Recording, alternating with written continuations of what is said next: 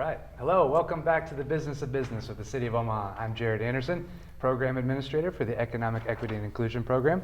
And I am Christian Espinosa, the Small and Emerging Small Business Program Administrator. Today we're honored again to have three special guests. That's why we have the couches out today. They're with us from Avenue Scholars and Intern Omaha. We have Kathy McGauvran, Lindsay Decker, and Cindy Siadek.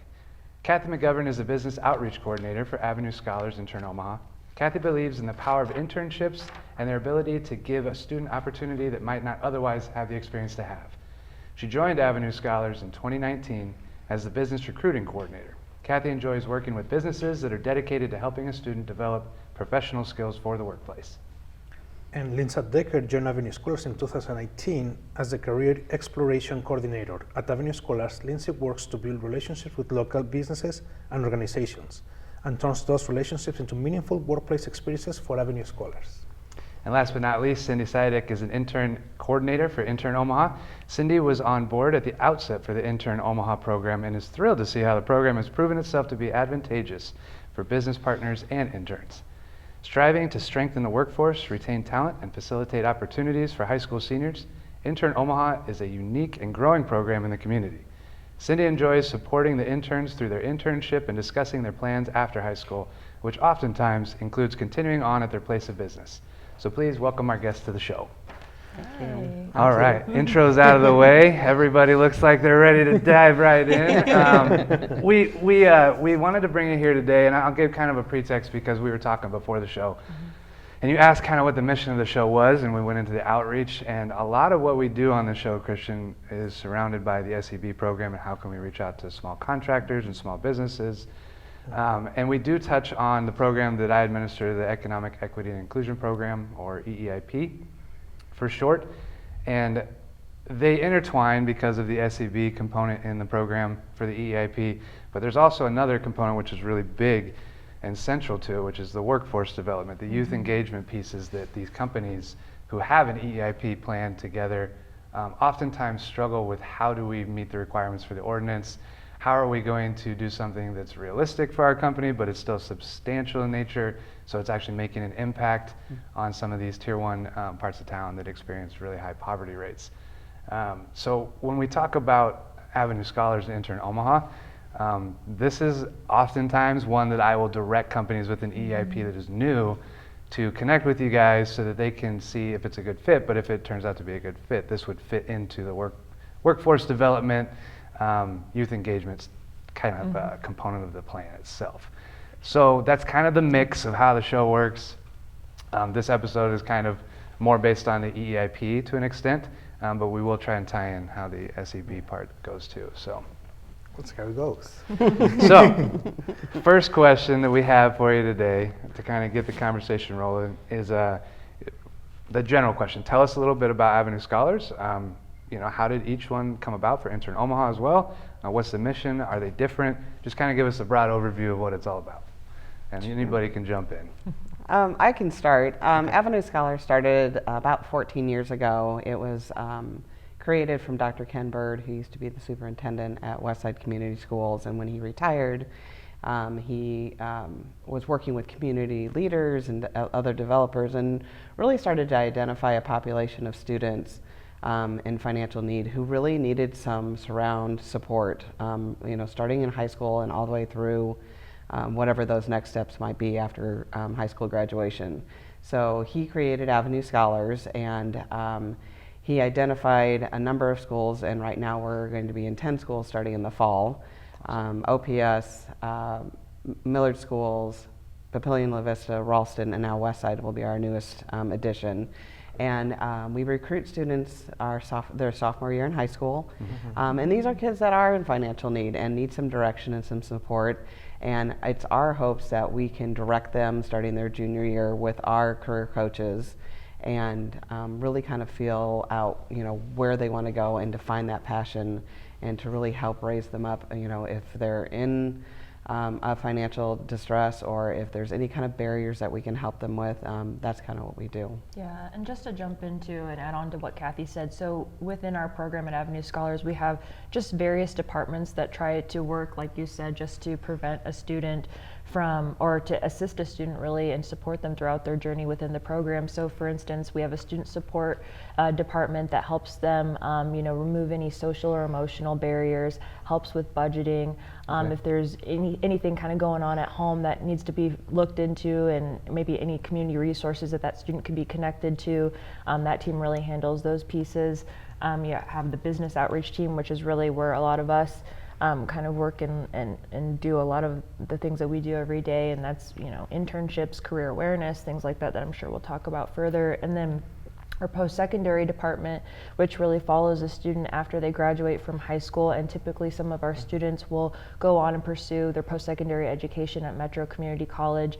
Some students are just interested in going straight to the workforce, but that post-secondary department just makes sure that they're successful and supports them on that track. Yeah, and we probably should mention that this is a fully scholarship program. So they get a scholarship starting their junior year in high school, and we'll follow them through their post-secondary so that they don't have any financial barriers. And what the scholarship covers? It covers books, tuition, tools, trainings. It helps them if they need to get a driver's license or anything like that. It really just anything that would be a barrier for them, we try to eliminate. Awesome. All right, well, there's quite a bit there, and yeah, we do need to probably unpack a little bit. The programs,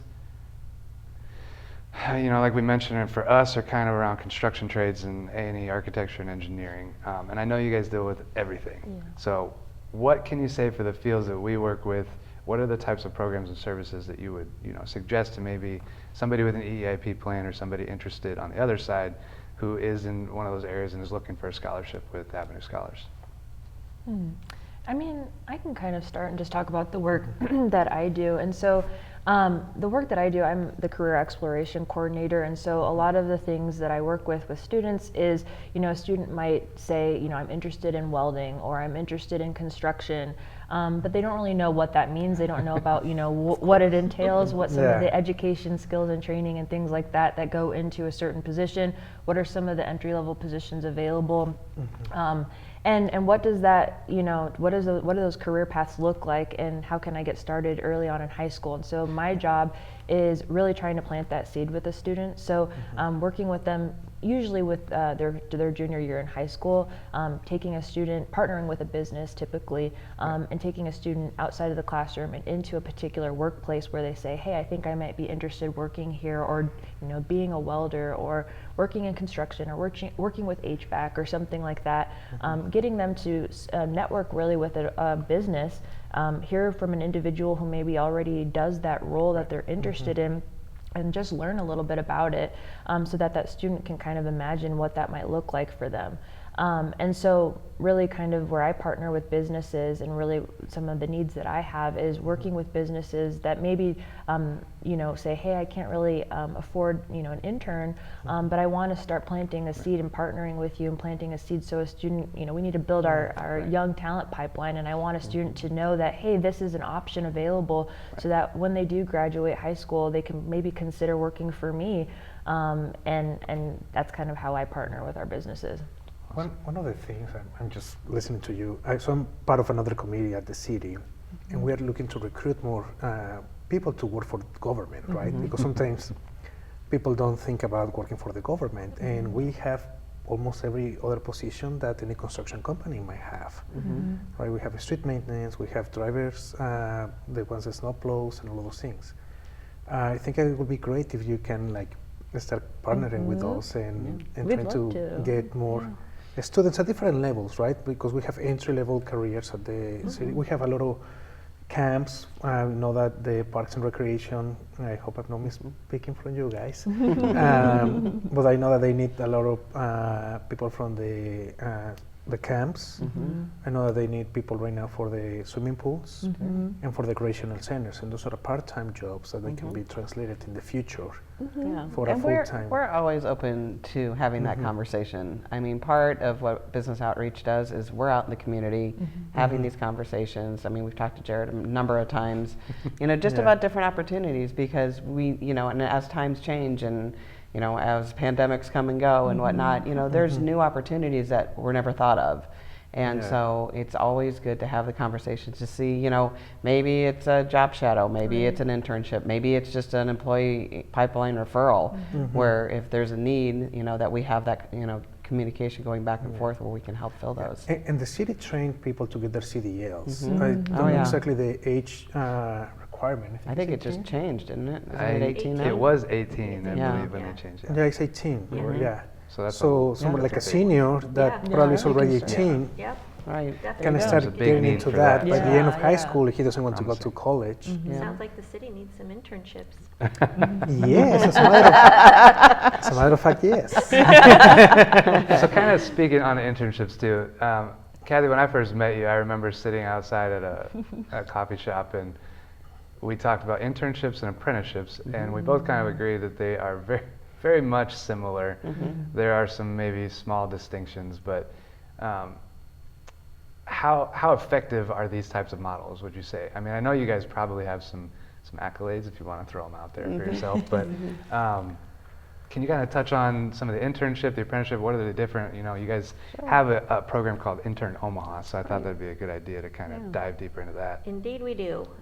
Intern Omaha is a co-curricular year-round program that we help facilitate internships between seniors. They start applying as juniors, but they actually do the internships as seniors, and then with business partners that the business outreach team kind of goes out and recruits for businesses to kind of ante up with an internship that they pay for. Okay. And then we help with that gathering of intern process through a portal where juniors can apply to a variety of positions in those different areas of IT and industry and business, things like that. So addressing those areas of need as far as workforce development, trying to retain our talent here in Omaha. So, a lot of high schoolers think it's boring here and, every place else must be super exciting to work, right?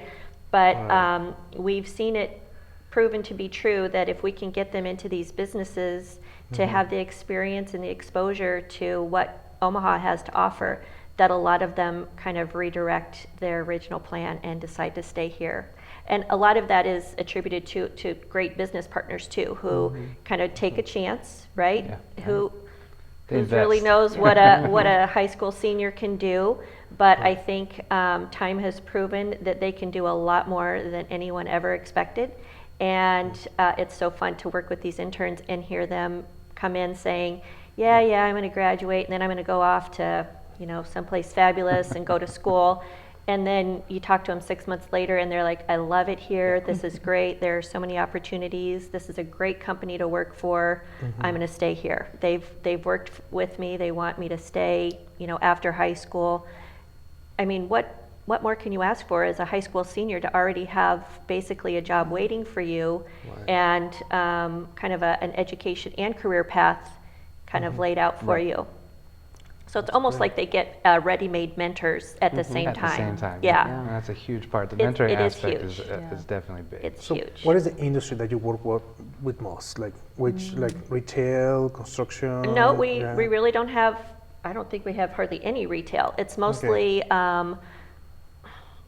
like a Werner or a Mutual. Okay. The auto industry is big. Okay. A lot of kids, in IT, auto, healthcare. IT, yeah. Okay. So it's kind of those areas that are struggling to keep that high level talent here, right? We can't have all of our brain power leaving, or else what are we left with? You know? And that was kind of the whole creativity behind Intern Omaha. So Dr. Ken Bird and actually Dr. Jim Sutphin, who's actually joining Avenue Scholars is our new CEO okay. next year, which we're thrilled about. It was kind of their brainchild because they saw the success in Avenue Scholars and the importance of an apprenticeship or an internship or just some kind of experience that gives our students kind of a visual aid of all the opportunities here in Omaha.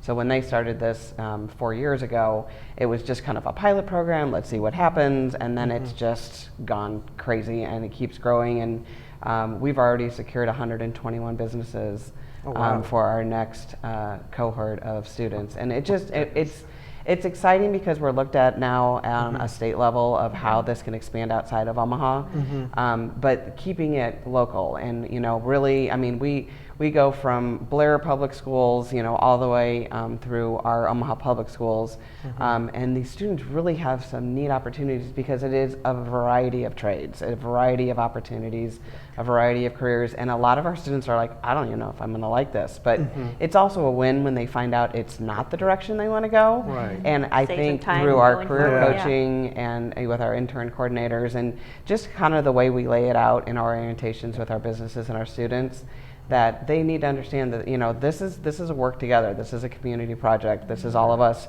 wanting to go the same direction and doing the same things together. And that's why what we do is so much fun, because there's so rare do we ever find a business who doesn't say, okay, let's figure out a way we can partner, because there's a myriad of ways. Right. And how many students participate in the program? This year we had 81 students, I believe, or 82 students start with us. Yeah, I think so. Yeah, and and that's going to always be our biggest challenge, is we have more businesses and opportunities than we have students. And only because, we only have so many intern coordinators and we don't want to dilute the program.